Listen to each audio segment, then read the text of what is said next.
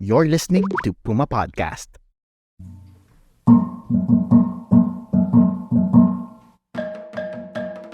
Welcome to She Talks Peace, where powerful peace builders, especially women, share stories that spark real change. Hosted by Amina Rasul Bernardo, President of the Philippine Center for Islam and Democracy, this podcast brings voices from Southeast Asia to the Middle East, Africa, and beyond, exploring conflict, climate, education, equality, and peace through lived experience. Whether you're commuting or cooking, join us in learning from the courageous women and men working on the front lines of peace. Because when we talk peace, the world listens. Listen to She Talks Peace on Spotify, Apple Podcasts, YouTube, and wherever you get your podcasts. Assalamualaikum.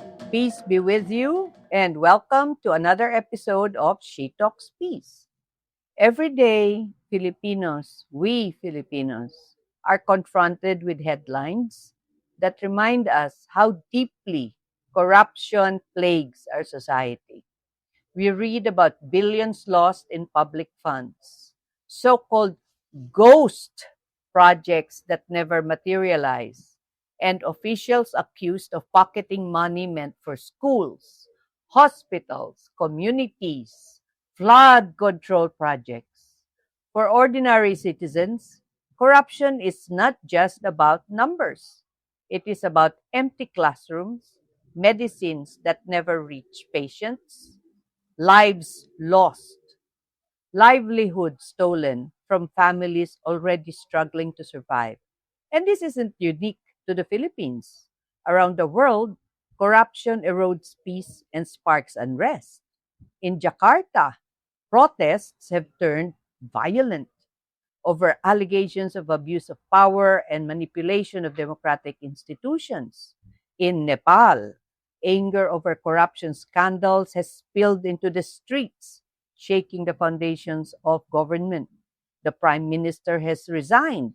The Hilton Hotel has been burned. These are stark reminders that corruption is not a victimless crime. It is a threat to peace, stability, and democracy itself. It is in this landscape of impunity that we will converse with one courageous woman who had stood up and became a symbol of integrity. Conchita Carpio-Morales, former Supreme Court Justice, former Ombudsman or Ombudsperson of the Philippines, is known as Justice Chit, the Iron Lady of Justice. She dared to take on the powerful, and she never wavered in holding them accountable. For her courage, she was honored with the Ramon Magsaysay Award, Asia's Nobel Prize, recognized for her fearless pursuit of justice and good governance. But more than titles and awards, Justice Carpio-Morales represents a truth we often forget. Peace is not possible without justice, and justice is not possible without integrity. Today, she joins us to talk about corruption, courage, and the path towards a more just and peaceful Philippines and beyond. Welcome, Justice Chit. Welcome to She Talks Peace. Thank you. Justice Chit, so you have been called by Tutler, I think, or was it Esquire, as the Lady of Steel. Still, Lady of Steel, I The recall. Lady of Steel. What do you think about that title, Justice Chit? Well, it's flattering because it shows that, like a steel, high grade steel, it's difficult to bend, if at all. With the shadow of justice still hanging, the shadow of corruption hanging over our country, your voice and example are really a reminder that integrity is not just a legal principle, but a lifeline for democracy and peace. I was going to ask you, Justice Chit, When you were ombudsman, or do we say ombudsperson or ombudsman? No, it's okay. Ombudsman or ombudsperson. Is this true? You challenged then President Duterte over his bloody war on drugs, and you said, you just tell them your duty is to enforce the law, not to kill. You really said that? I don't recall the exact words that you were telling me, but I saw to it that I was not intimidated by him. When he said I was corrupt, I told him, show me the evidence, and I'm going to face the evidence, if at all. And of course, he was always trying to ease me out of office. He tried to ease me out 3 times. Once when he asked someone, well, his allies, to file a complaint before the Supreme Court to charge me of having overstayed, because he said that I was only going to stay there for the unexpired term of my predecessor, who had to resign because she did not like to face impeachment trial. And the Supreme Court at once dismissed the complaint, because under the law, the moment a vacancy occurs in the office of the ombudsman, be it death, be it finish, be it for any reason, for disability or anything, an ombudsman will have to be appointed for a fresh new term.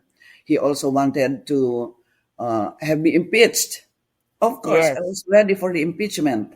I hired a lawyer. I had a sack full of documents.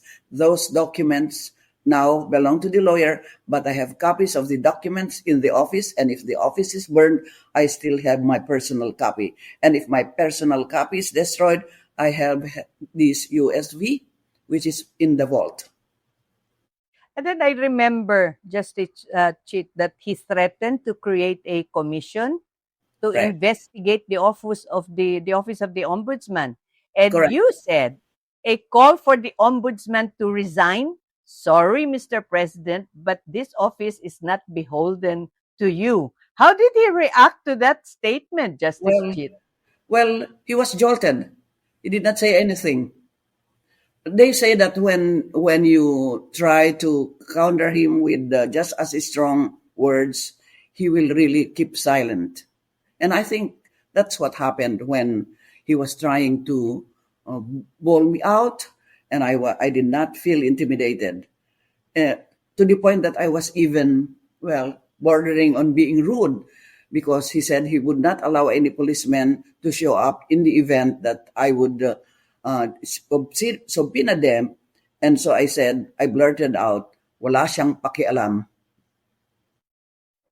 Justice Chit, the headlines and the hearings that we've been watching in the Senate, in Congress, about all of this corruption with regards to the ghost flood Projects. projects. Some people think that corruption is just about money, but in truth, it fuels poverty, violence, and despair. And out of despair comes more violence. I'm a peace advocate. And in Mindanao and other conflict affected regions, we see corruption deepening inequality and robbing us of the foundation for a just peace. Now that you're out of government, how do you see the connection between fighting corruption and building lasting peace? Can you really have one without the other? No, they coexist together. The trouble is that corruption has become worse, but people, the powers that be have been either deaf or dumb or both. Now that it has become so worse that they can see the evidence of poverty as a result of corruption, the president suddenly exposed a portion of corruption, which is the corruption in the flood control projects, wherein allegedly more went to the government officials than to the contractors. Sometimes I think that we Filipino citizens, we are already anesthetized because I see what's happening in Jakarta. I see what's happening in Nepal, where the anger of people, their despair has led to violence. But here in the Philippines, what I see instead are funny memes making fun of the congressman and the contractors.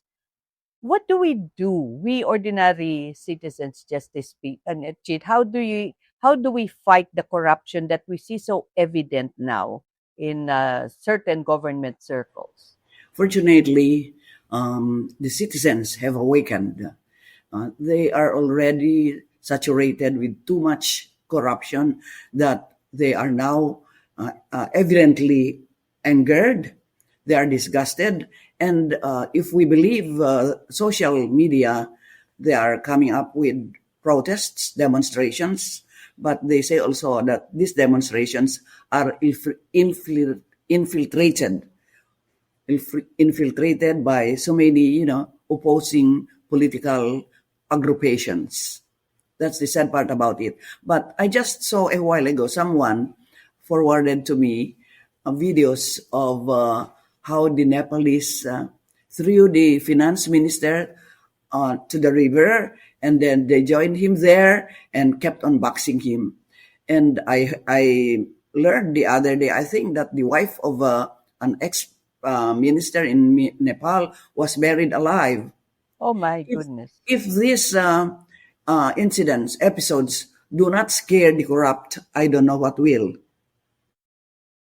Impunity, Justice Chit, this seems to have become part of the DNA of some of our politicians. I Now, agree.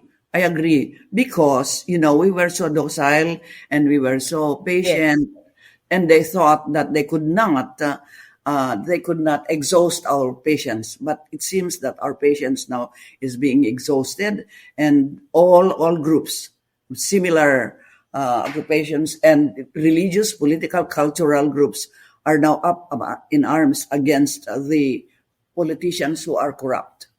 The sad part about it is that the corrupt politicians are even, throwing mud at the contractors. Well, it takes one to know one. and I keep wondering, Justice Chit, if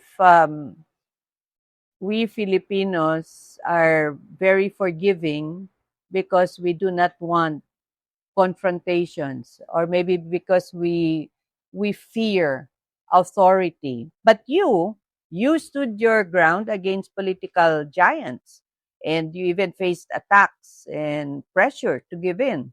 Did you ever feel fear?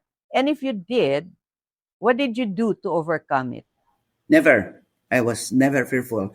I was never scared. As I was saying, these corrupt people ran after me, but I ran faster than they do. So I overcame them and I brought them to court. I put them to jail. Sadly, no big fish is being convicted. They say, I mean, I've heard it time and again, that the Filipinos' friendliness, the importance of family, and the feeling of pakikisama, or being able to get along, is partly responsible for the way that we seem to accept either corruption in our political leaders or authoritarianism in our political leaders. Is that really true? Maybe Is it partly. innate to Filipinos? Maybe partly. The Filipinos are said to be very, very patient because they believe that there is always a time for everything. But the trouble is that patience is being abused by politicians. And then again, that's why, also, I want our qualifications for voters amended, because some marginalized people will just be too happy receiving so much. Anyway, they always say that politicians are essentially alike. They just receive money after 2, 3 weeks of spending. They're happy again. Filipinos are happy people. But then again, I believe that it's the marginalized which constitutes the bigger number of voters. And so it's they who put the corrupt into power. You can see from demographics that younger people are now beginning to believe that there ought to be something to be done with these politicians who are brought to power because of the mostly voting population from the marginalized. Yeah. And yet, when I listen in to conversations of young people, especially young women, I can really feel the rise of disillusionment among the young. And they are the major portion of our population. They see corruption everywhere. They think the system cannot change. Many even say, what's the use of getting married and having children? We don't want to bring children into this kind of a world. And yet we need them to lead the change. What would you tell them? What would you advise them to do so that they can shape the world into the kind of community, the kind of country that they think they deserve? What would your advice be? Well, it's a happy development to know that we attribute the return of Kiko, Lacson, and all that to the Senate as a result of the young gen people who have in the meantime become voters. If not for them, do you think the opposition, well, maybe you call them opposition, as opposed to the party in power, would have made it in the senatorial elections? I think half of the administration candidates and half of the other candidates made it. Do you think this is not attributable to the young voters? They did their part, and we're happy that they rose to the challenge of seeing to it that those who are very principled politicians get elected. Now, I would advise them to be consistent, to ensure that their future will be brighter than what we have today. Why do you think? These newly elected politicians, I mean the politicians who belong to the other group, are now doing their job in earnest? They realize that people have been deprived of their rights, have been deprived of a better life. Life has become very, very sad because the corruption has become so big that we have been deprived of good roads, good infrastructures, good what else? Good everything. We've been deprived of the things because corruption really saps our resources and leads us to perdition. Well, of course, I wish that the marginalized were more aware that if not for anything that would lead to their success, they would remain the same. They would remain poor, marginalized, and deprived of better future. Personally, I think when you talk, because I'm from the deep south, I'm from the Bangsamoro region, and as you know, we've had two major conflicts. One with the Moro National Liberation Front under Miswari, another one under the Moro Islamic Liberation Front, and it took decades. It took more than a generation to come to agreement. And one of the major reasons for this conflict between the liberation fronts and government was the fact that the peoples of the Muslim provinces were not just sidelined, but they were not provided these services, remained poorest of the poor, even though our communities were bombed during the days of martial law. The reparation was not forthcoming. And today, I can see the anger starting to bubble up again. And part of this is because of the corruption that we see, not just at the national level, but all the way down to the community level. And when you look at corruption and its impact on peace, I cannot help but think that this is a woman's issue. Where there's corruption, where there's conflict, who's affected? Our children, our families, our lives. The community is affected, and yet this is what I worry about all the time, Justice Chit. And yet I see women sidelined from participation, from assisting in peace processes.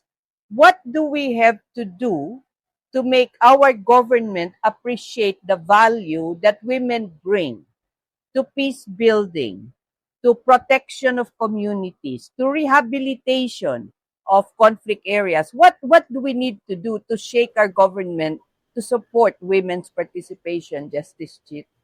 Well, we have to show the people that we know what men also do. We have to show them that what men can do, we can also do. But above all, we have to make public our thoughts. We just don't have to entertain them, like this and keep them a secret. Come on, rise up. Tell the people, speak if you have to. Write the people that be, the powers that be, if you have to. Show that you have the guts to enforce whatever you wish to enforce. You have the guts to challenge the authority if necessary. But if you remain silent and you remain docile all the time, they will just keep on trampling upon you. So when we talk about corruption, this isn't really just a sin, right? It's not just moral failure. It's a very real threat to peace, security, and stability, right? Yes, it's a threat to all these aspects of life. And if people were only, if we can only dent corruption, even just for a bit, we could improve the life of some people. But it's getting worse because they think that even those who are supposed to fight corruption do not fight corruption. It's enough that, it's enough that they receive their salary. It's enough that they get their perks. And yet, we are a democratic country. The power is supposed to reside in the people. We had people power, which brought in the late President Corazon Aquino. What has happened to the power of the people, Justice Chit? Well, for a while, people were jubilant. For a while, people were optimistic. But then again, it eroded. And it's just too bad that it has reached this low that it's only when the president announced about this fake or anomalous projects that we opened our eyes, we opened our ears, we became indignant, we became disgusted. We were disgusted, but we never publicized it. Now everybody is publishing his or her own disgust. Everybody is so aware that there ought to be something to be done to cut this once and for all. But the sad part again is that these politicians who are corrupt are the ones condemning the alleged corrupt. But how do you expect to respect any findings in these investigations when they themselves are corrupt, and they're Yes. also selective in their targets. I think what you said is one of the reasons that young people give why they're so disillusioned. Because if the corrupt is, if they're the ones who are in charge of making the other corrupt behave properly, what chance do we ordinary people have? I keep thinking about the days when you were still in government. You were one of the few women in the highest ranks of the judiciary, and you broke barriers. What strengths do you think women bring to leadership in justice and governance? Strengths that I'm sure we need more of today. Where either you are born with courage or you acquire courage in light of several experiences you may have gone through, or you simply cannot stand injustice being committed to your fellow man. So you see to it that your strength is retained. You see to it that you get no scare from anyone. You see to it that you are consistent in your advocacy of being courageous, so that whatever mission or vision you entertain will be pushed through. Women are in fact more strong than men, but this society that we live in believe that we are the weaker sex, so they believe that we should not be in top echelons of government. But unfortunately, they are wrong. We women are stronger than men. I can say that again because I believe it's true.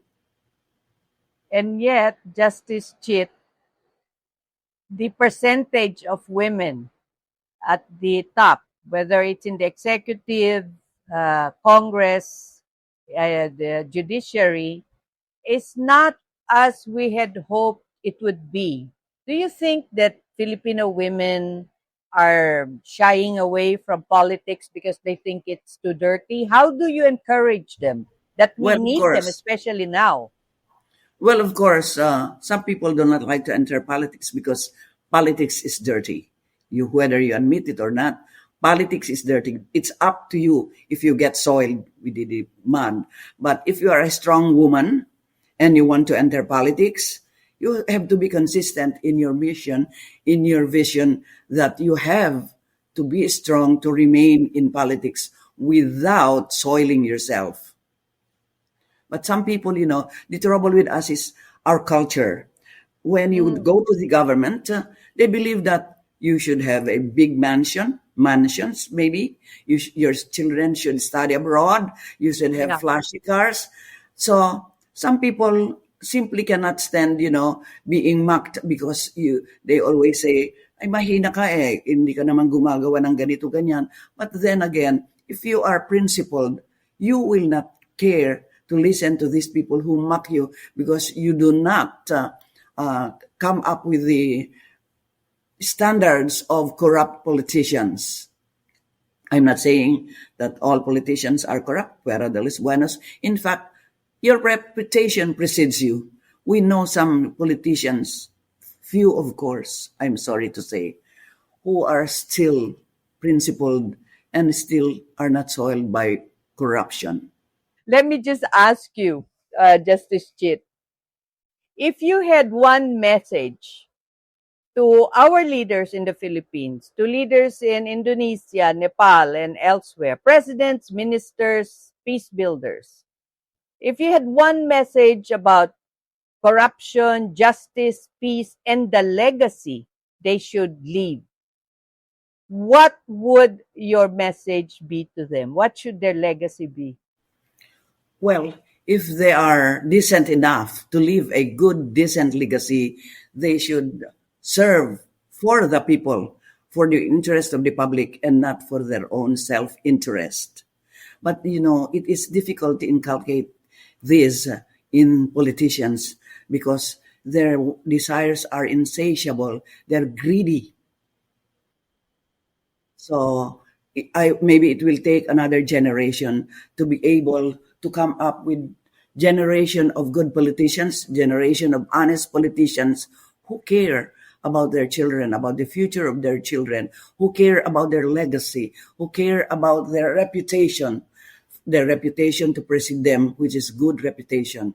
But I'm afraid that only a few of the present crop of politicians are interested in leaving a sterling legacy. I was just, been wanting to ask this of you for all of the years that I've known you, especially after you left government. What is the next career of Conchita Carpio-Morales? You've had a distinguished career in the judiciary, ombudsman. What's next for you? Well, I'll just be happy as a retiree, but if necessary, I will join challenges against all these irregularities, against all these anomalous transactions. And that's the reason why, in some instances, I joined petitions before the Supreme Court, challenging, for example, the PhilHealth problem, the the problems that arise out of the GAA, the problems that arise out of the dynasty, because the dynasty keeps flourishing. Dynasties keep flourishing. There seems to be no stoppage to the increase or to the proliferation of dynasties, because there is no enabling law which the Constitution dictates. But there is always a room for maybe amending the Constitution so that they will remove that provision which calls for the passage of an enabling law to be able to curb this dynasty, because the dynasty keeps increasing. People keeps. I think 80% of our government officials are ruled by the same families. Yeah.